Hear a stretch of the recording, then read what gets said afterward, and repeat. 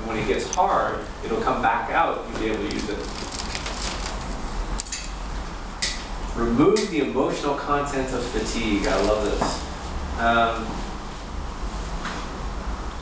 It's sometimes it's difficult to see it in ourselves, but have you ever seen somebody lose their sense of humor when they get really tired? That's what that means. Their fatigue has an emotional component. In other words, they're really tired, but tired is just tired. It's not grumpy. It's not angry. It's just tired. And when you're not used to being tired, there's all this stuff that comes with being tired. And I was coached by Scott Molina for many years, and he was pretty comfortable being tired. He used to do more training than just about anybody when he was in the league. And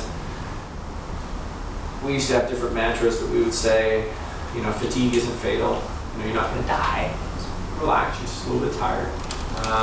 And Ironman is very much a race that's about managing fatigue, in that you just have to be very comfortable being very tired and still be able to function. Whereas Olympic distance, it's a much faster event. It's a very, very different kind of event.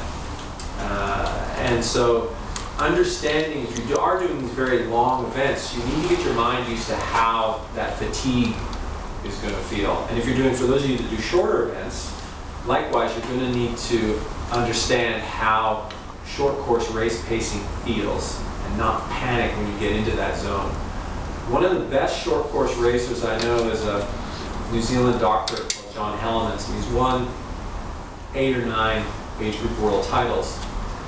And he says that for him, when he wants to quit, he knows he's at perfect race pace.